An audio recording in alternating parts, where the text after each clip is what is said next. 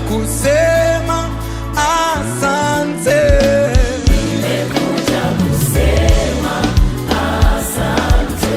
Oh, nimekuja kusema asante. Nimekuja kusema asante. Asante kwa wema wako na fadhili zako Baba. Nimekuja kusema asante. Mimi nimekuja kusema asante. Nimekuja kusema asante. Sema asante. Asante. Asante. Oh, nimekuja kusema asante. sema nasi asante. Asante. Asante. Oh, nimekuja kusema asante. inua sauti yako, sema asante. Asante. Baba, nimekuja kusema. kusema asante. Sema nami, sema nami, sema nami, sema nami.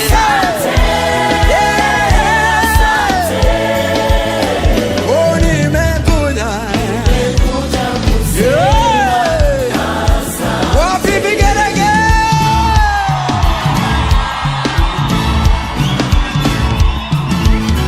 Woo, woo, woo, woo, woo.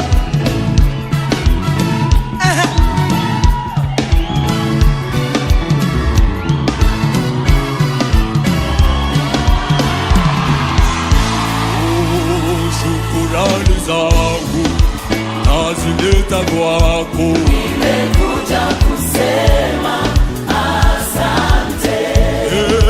Shukurani zangu Baba, zipokee. Nimekuja kusema asante. Moyo wangu wa shukuru, nafsi yangu ya kuhimidi Baba. Nimekuja kusema asante. Kwa fadhili zako na wema wako, Nimekuja kusema asante, asante. asante. Asante. Oh, Nimekuja kusema asante. sema asante. Asante. Asante. Hey! Nimekuja kusema asante. Pasa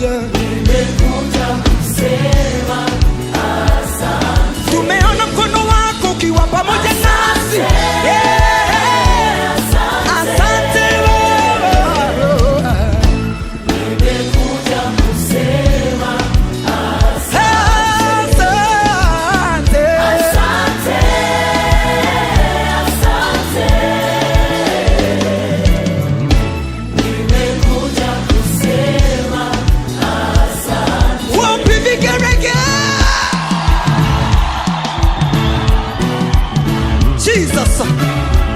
How many are here to say thank you, Jesus? We bless your name, Lord.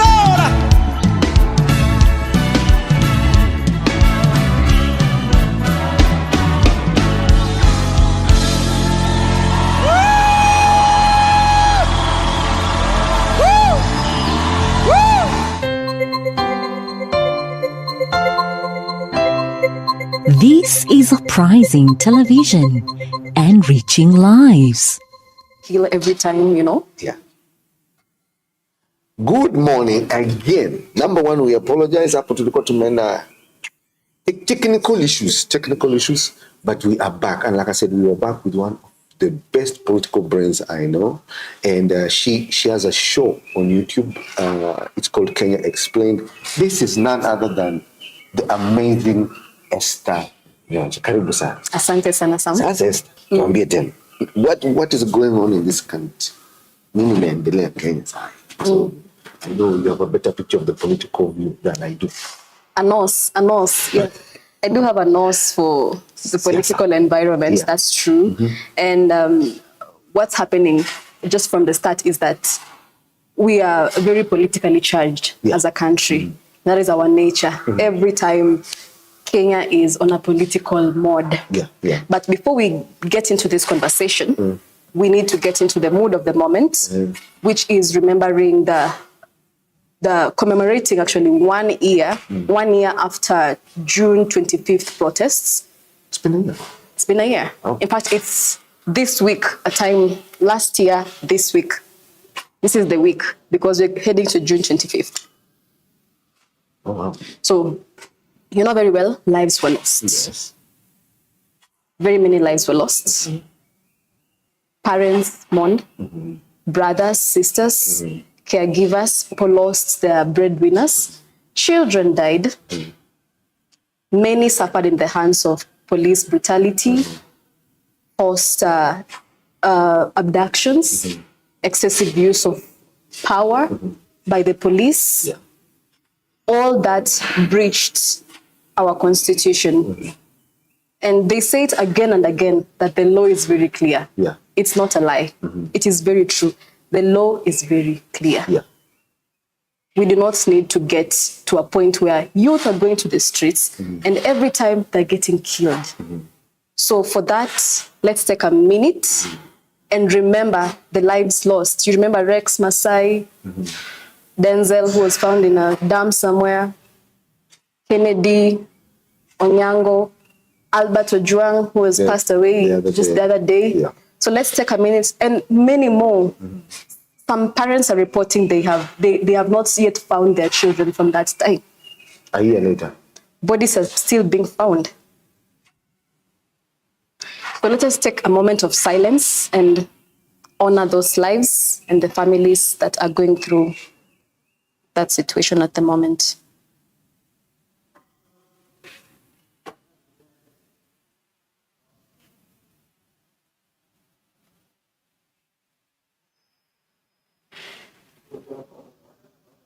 Okay, well,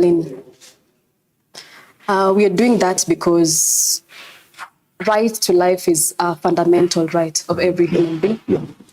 According to the Constitution, Article 26 of the Constitution provides for the right to life. And there is so much sacredness in life. Before we get to power and politics, who wants what? Who wants this? Where, when, how? What, where, how? Can you remember the fundamentals? Chapter 4 of the Constitution speaks of the Bill of Rights. And like I said before we were interrupted, this Constitution, we have it. It is written. It's our guiding principle. Yeah. If we want to get any aspect, if we want to get any guidance, the Constitution is here. But is the current leadership adhering to the rule of law? Is it? It's not. It's not. And in public commentaries like this, and public discourse, and in spaces like this, I want to put it out there that it's very important to remember these aspects of power. There is politics. Who gets what, where, and how. It's playing in the system, okay? Yeah. There is democracy also. Yeah. Rule of law. People power through elected representatives. That is democracy. Yeah. There is administration too. The system that runs the day-to-day running, that determines effective service delivery, implementation of projects, formation of policies. That is administration. Yeah. And then there is governance that covers all this, that determines how the system is run, what is done, and how it should. Okay? Okay. So all these aspects need to be in play to balance, to have an effective system running. Because at the end of the day, in our country, we have a social contract. Our country is democratic. It is not authoritarian. Yeah. It is very democratic. Yeah. People have fought. People have died to get to this point, to get such a progressive constitution like this. So let us not forget the aspect of the social contract, because it is the people getting into contract with the authorities, giving them the power to rule them. And it is written that if you breach this, then you are not legitimate. You understand? You are not legitimate. That is a social contract. So, like I started by saying that we are a highly politically charged country. Yes, yes. That we get into that so much and forget the other aspects of service delivery. We forget the other aspects of implementation of policies. Everyone wants to talk about the Machiavellian type of politics, that, you know, power, you have to take it. You have to be mabavu, lazima. No. But where is the other aspect of democracy? People. Where is the other aspect of respecting other institutions, giving institutions equal power? And governor, yes, yes. And the principle of separation of powers, okay? Yes. So that is where we are at now. And from my angle, we are not headed in the right direction. No, we are not. Because the youth are going to the streets this week on 25th to remember the lives. In fact, the mothers of these youth who lost their lives said they will be on the front line leading the protests to remember their children.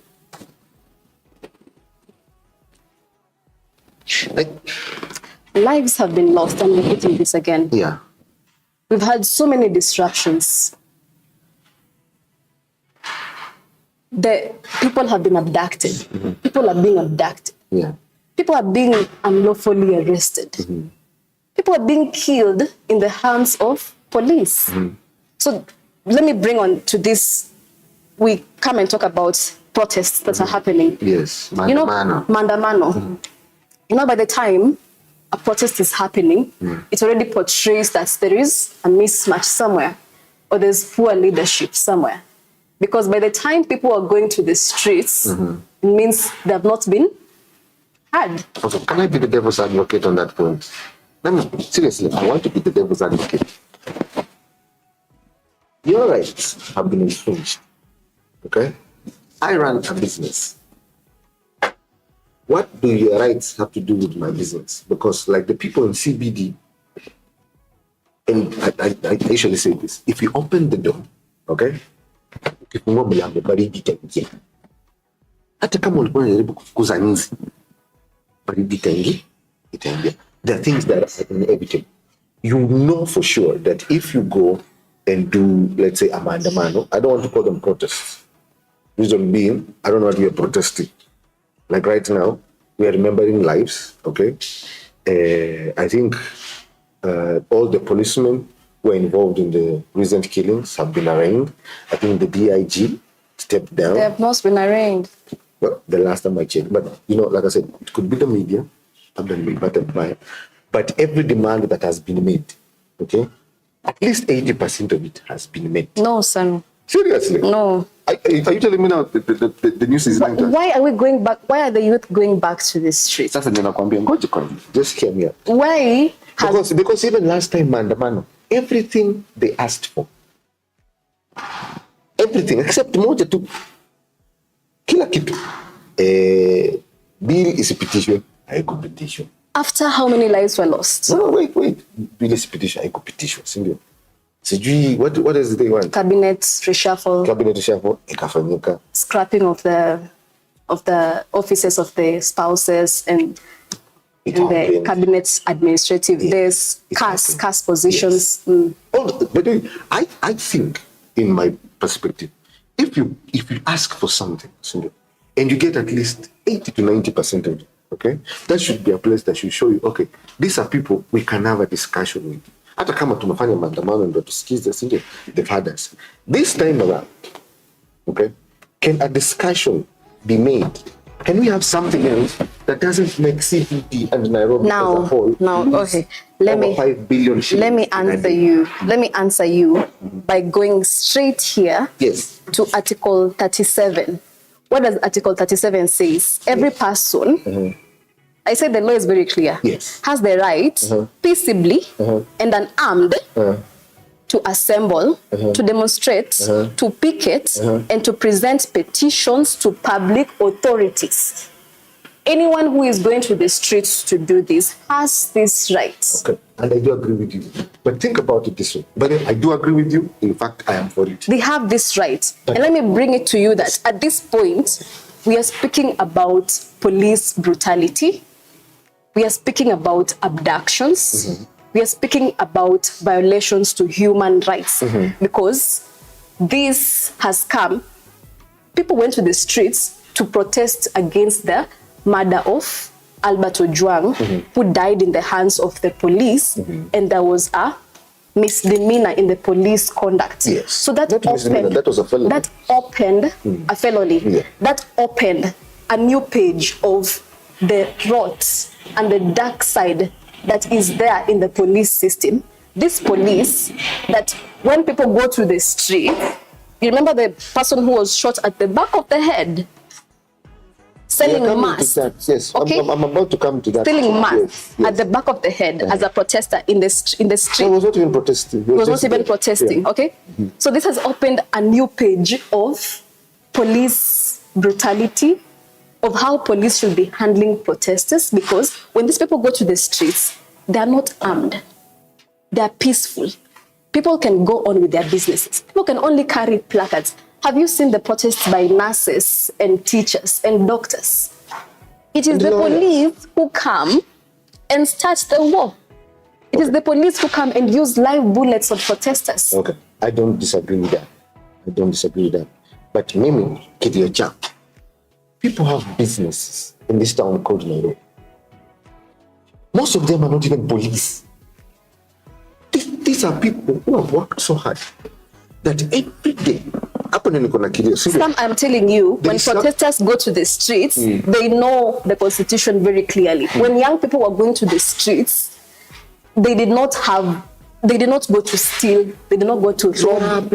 The police come, so the and police yes, not looting, but the police bring the disruptions. And then suddenly they start using the live bullets. Wait, Esther. If at all, that person is if we know that if we gather in CBD, there could be chaos, it's an innocent person's business. Because these are people who have families, these are people who have loans they have to pay. Some of them are just barely starting business. And somebody, Anajua, is going to be a protest on the 25th. How do you know these goons are not also planning their own? Now, that is where we get to the Public Order Act. Article 37 being backed by the Public Order Act. The Public Order Act states that if you want to practice that article as your right, and you want to go to the streets, what you need to do is to notify the police first that you're going to the streets. You notify them that you're going to the streets. You notify them of the time.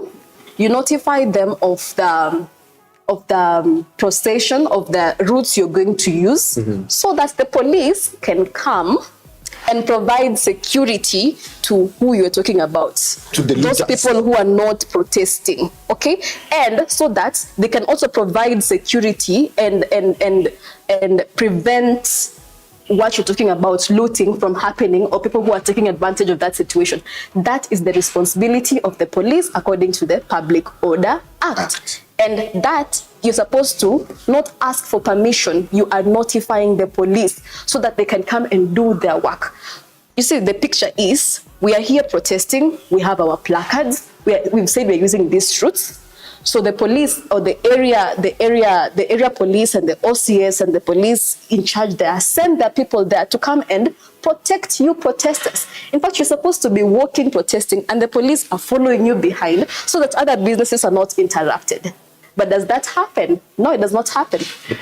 Because demonstrations in this country have been demonized. No. They are not demonized. They have been demonized. Everyone who goes to the streets, instead of the police protecting the lives of those who are on the streets and those who want to go about with their businesses, the police will come and start firing gunshots, because these people don't come to the streets with guns. Okay. They come with placards. I'm trying to show you a different perspective of this thing. I'm not against people expressing themselves. Okay? I'm not against the fact that we need to do what we need to do as Kenyans, because we have the constitutional right. Yes. That one, sipingani nayo, na nakubali. Let it be on record that I agree that you need to go to the streets. I agree that you need to go express yourselves. I agree. You have the fundamental right to kukutanika. But at what cost? Because inside there, one thing is, I've been caught up in a maandamano in my vehicle in CBD. So I got prone to view of what happened. What was happening at that time? You got the tear gas. Yes. No, I didn't. I was in my car. You were affected by the tear gas. I switched on my air conditioning. It is not the protesters who come about with the tear gas. Now, this is what I observed. And I'm going to be very honest, because this is what changed my perspective. Okay? I'm speaking for the businessmen in CBD sana. I am protesting against the protesters on behalf of the businessmen in Nairobi. Okay? Every time there is anything to do with Mandama, these guys are scared. They live in fear because of one thing. Looting. They shouldn't be. Then guess what? Are you protesters really kunyorosha habitats? Because honestly, even if you say the area police are kuja saidiana, by the time they run from, let's say, archives, Mamda anagongo inside ile aluta huwa amedandia protest, sio? Amekuja amepinya duka ya mtu au anauza malapu, sio? Unless you're on mall. From archives, all this other side, sema karibu na jamii. The police. That is why I told you there's the Public Order Act that states that you need to notify the police of your demonstrations so that they come and give you the security and protection that you need. So if it's this area, if you say I'm protesting around this area, the area OCS has to know so that he knows where to deploy the police to curb those incidents of goonism, because people are going to take advantage, and to curb any incidents that are going to result to violence. That is the responsibility of the police. Like you said, the best part here, you've said to me, we have social responsibility. As Kenyans, as people of Nairobi, if we know that Mandaman will lead to destruction of property, what's our social responsibility? Mandamano does not lead to destruction of property. It does. No, it does not. And if it does, then the responsibility is usually not on the demonstrators, as we have seen in the past. It is on the police who come to cause that violence. That I can say. Okay. No, demonstrations are not supposed to do that. Okay, we have seen demonstrations, we have seen protests. Martin Luther King, Rosa Parks, Raila Odinga, they have led demonstrations that have brought reforms. That is true, but please. And then let me also put this. This one of ours is just wild. No, let me put this to you. Okay. This statement that I got this, that the government freed up 51.995 billion from its day-to-day expenses. With expenses such as office supplies, transportation, travel, and repairs in 9 months. That means whatever it was budgeting from 751.25 billion, it fell down to 699.30 billion. Why? Because the Gen Zs went to the streets to protest and get their list of demands. I agree. That's gave the government the due pressure that it needs. Check out the CC. So protests are no longer a weapon. Protests are a tool for accountability. And that's okay. And the reframing of protests, putting it into structure, like I said, we are not following the rule of law. Okay. Because it is very evident when that person was shot, what was he doing? Esther, like I said, So I can confidently say here that the blame is with the police and it is not with the people. It is the police who open the door for violence. They open the door for goonism. Okay, They like I open the door for killings and mass destruction of property. I'll give an example. Like I said, the last time there was Mandamano, I was in town. Okay? So. And like I said, I got to see, I got a front row seat to about 30 good minutes of this run around in town. Now, like I said, I was in my car. So many tears I could squat. I'm not going to lie. Okay? It started, I think I didn't do some business, so I was just whatever, then I was supposed to go back. And as I watched the whole thing, I sat down and I realized Mwanabiashara wa CBD, okay, is the person who pays the dearest price. Actually, it is the Kenyan who pays the dearest price because the demonstrations are not happening. Because you're going to open your business, but because of the political environment and because of all the injustices and the corruption that will go to the streets to protest, your business will not thrive in this country. It's the people back. When it comes to business, people will always back. No. And people will always... Sammy, we need to create a favorable environment for that business to thrive. Okay, so but with the corruption, with the poor leadership, with these injustices, that is never going to happen. And what happens? It's going to be the ripple effect to the economy. And also, these people who are going to the streets, it's no longer about Gen Z.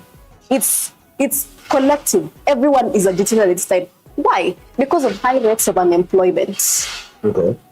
Because of high cost of living that is still pinching the people. Because of corruption here and there. And the corruption is being manifested in the leaders that we are seeing still talking about or defending the government when it comes to violation of human rights. Like an MP stands somewhere and say, I will send 200 Gen Zs to the streets to deal with those who are going to the streets. See, so how are we going to create a favorable environment for anyone to thrive, to live, work, and thrive? And this is what I'm when we have all this and we do not speak up. Okay. I am not against people expressing themselves. Okay? But I'm putting another thought into the heads of people. And this is the thought. Ukifungua mlango, let's say something has come into your house. Okay? Just give an example. Sawa. Ukuje kwa nyumba kuna mbwa imeingia kwa nyumba yako. Na utaki mbwa kwa nyumba yako. Sawa. Inafaa ujue kufungua mlango, baridi itaingia. Cold air will come in. And that's why I'm going to ask you. When we know that we are gathering to do 1, 2, 3, 4. Sawa. And it is for the greater good. Yes. Is it? Yes. Check. It is right. You are right. This is right. Okay? But somebody is going to suffer. Like I said, this is where now our social responsibility comes in. Esther, if I know today, no, the thing is, no one is supposed to suffer. When you say somebody is supposed to suffer when I open that door, when I'm opening that door, because I have a right and I know the limit of the right. That's what Nakwambia. When the cold air comes in, guess who's suffering? Those businesses. Those people who have invested a lot of money in rent. Am I not telling you? I'm repeating myself again and again. Me too, because I'm trying to share with you a different perspective. Where, as we do this, it is not factual. How much money is lost in CPP every time for Mandamana? And I am saying that when the protesters go to the streets, we have followed due process according to the Public Order Act. Remember when I said we have a constitution to follow, we have acts of parliament to follow, but are we adhering to them? One side is adhering to it, is the other side adhering to it? Because these protesters go to the streets, opening the door like you're talking about. They go to the streets, they have done the due process. They have notified the police where they're going to be, what time, what procession, they know the conveners of that meeting. The police is supposed to come and provide security so that it can prevent acts of violence. Do you even think? And disruption. That is the work of the police. But what we have witnessed in the past, and just recently also, is that the police themselves come and they do the opposite of what they're supposed to do. So that portrays a poor coordination. That means these police have not been trained well enough to handle crowds, to de-escalate conflicts. They have not been trained about community engagement. They have not been trained about how to handle such crowds. They do not understand. What they know is you see disruption, you shoot, and they shoot to kill. Okay. Like I said, I do agree with you, and honestly, yes, the police have fought at that. But don't get me wrong. I'm not saying that what is going on is not right. Emily is right. It is always that. But is there another way we can prevent cold air from coming in? Yet we deal with this way. Because honestly, as we plan for this mandamano, that is why we have the security that is supposed to prevent that. Okay. Sasa, what we are doing, funded. Do you know the National Police this time has got the highest funding in this budget? Yes. Sasa, this police is supposed to be trained. I want to talk about the bigger picture here. We are planning for protests, okay, against, let's say, the government. Like you guys are doing now, we are actually, this is not even supposed to be a protest. This is supposed to be a march to remember. Okay? Honestly, this should be something so chill, so nice. In fact, we should even have barbecue on the roads. You know? Like we should be doing the ritual of Makumbusho Kimpang. You know? But what happens is, as you plan this, so let me use a spiritual term. The devil is planning his own. So, what are we going to do? Because Kimpang, as we do this, we're also talking about against the same people who are supposed to come. Okay? There's the dynamic of people also being human. Okay? These people are angry at us. No. And yet they expect us to protect them. When you go to the streets, in fact, the other day I was reading a poster. In fact, I was at the World Activism. Part of the things people have been asked to carry to town. Carry stones. What do we do to these stones? Build a house. Okay. So, to maybe bring a conclusive point. No, because I want you to see.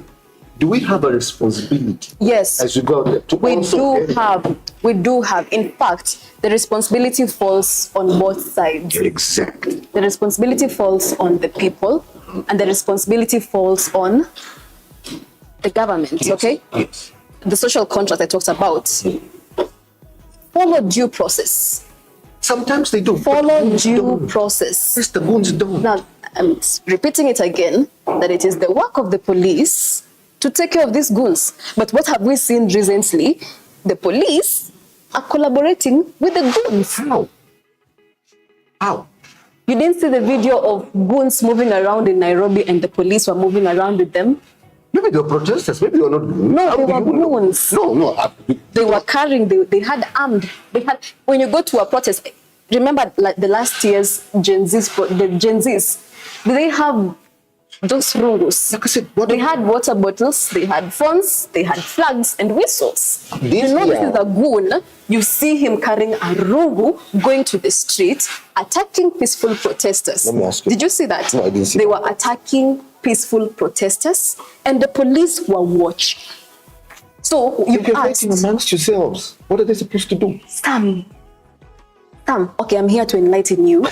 No, let me Today I'm enlighten playing you. the devil's advocate. No, let me enlighten you because play the devil's advocate with a clear mind Yes. and with objective, okay? Yes.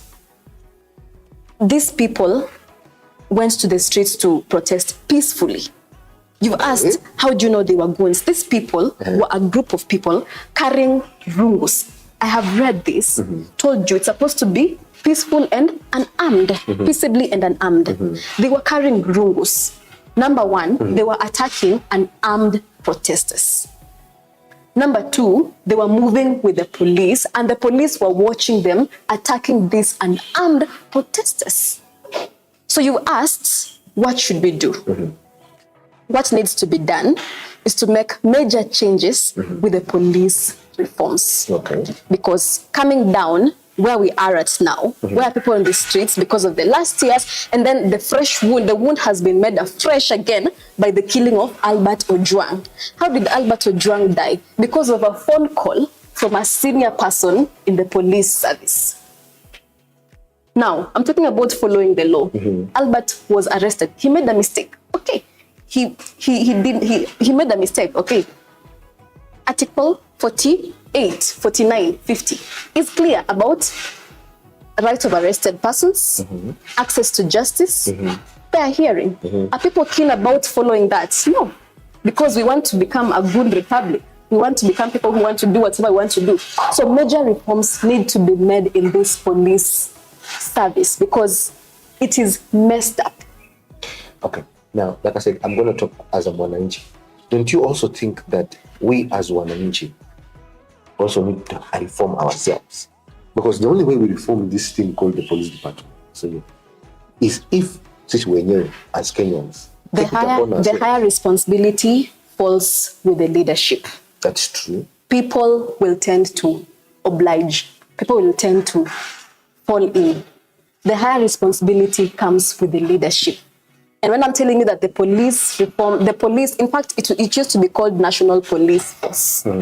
National Police Force. Because have you been in this country? Yes. People used to go to the streets. People are just beaten up. People are abandoned, put in cars because these people go for training and they are given orders, shoot to kill, or just when you see someone is a bad person, shoot them, do it. That has been the police force. Then it was turned to police service so that it can bring a more humanity touch. But have we seen the service in that police? No, we haven't seen. And what escalates it more is the demonstrations. The way the police handle people in the demonstrations, that is not the way to go. So that opens the door of police reforms in this country. We need serious police reforms in this country.